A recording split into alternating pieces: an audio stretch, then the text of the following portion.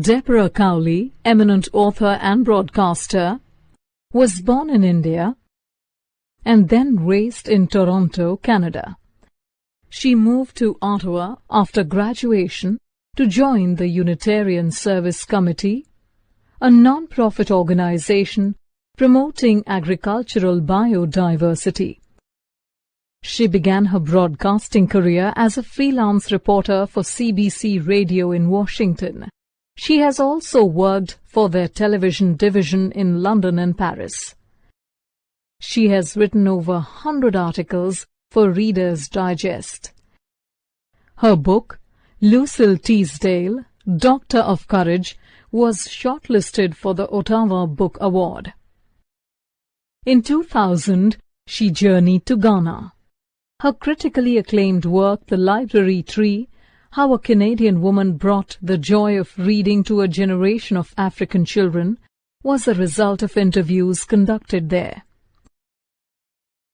The short story, The Sound of Music, Evelyn Glennie listens to sound without hearing it, is an inspiring account of an internationally acclaimed percussionist, Evelyn Glennie. The story charts Glennie's courageous pursuit of her interest in music and her eventual success despite her physical disability. Let's take a look at how Evelyn Glennie became an inspiration.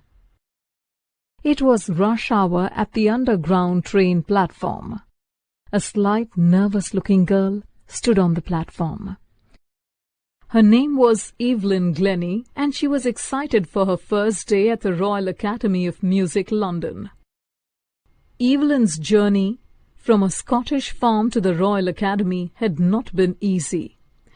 Her journey, however, was marked with her determination to exceed expectations. Evelyn was 8 when her mother noticed that she could not hear when called. By 11, although Evelyn tried to conceal it, her growing deafness was hampering her studies. At the advice of Evelyn's headmistress, her parents took her to a specialist. Glennie was diagnosed with nerve damage, which would impair her hearing permanently. She was advised to wear hearing aids and attend a special needs school. Even though the future looked bleak for Evelyn, she was determined to lead a normal life. She decided to go back to her previous school and pursue her interest in music. Most of her teachers at school discouraged her.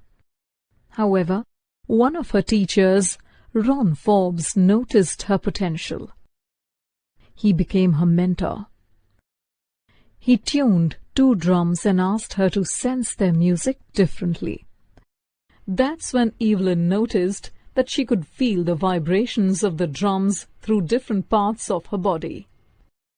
She could feel the higher drum from the waist up and the lower drum from the waist down. Ron Forbes's novel method helped Evelyn open her mind and body to the sensation of music. James Blades, a master percussionist, believes that this ability of Glennie to feel music is what enables her to play music so beautifully. During performances, she goes barefoot to feel the vibrations of the instruments. Evelyn combined her talent for music with sheer determination and hard work. During school, she toured the United Kingdom with a youth orchestra. She then auditioned for and joined the Royal Academy of Music in London. She also graduated from the Academy with top honours and awards. In 1991, she was awarded the Royal Philharmonic Society's prestigious Soloist of the Year award. Through her success, she has brought percussion to the forefront of the orchestra. Her journey has been called heroic by many, but Glennie believes it to be a normal result of one's determination to achieve one's goals. Other than music, Evelyn is also skilled in languages. She can also hold a conversation with a person by only reading their lips.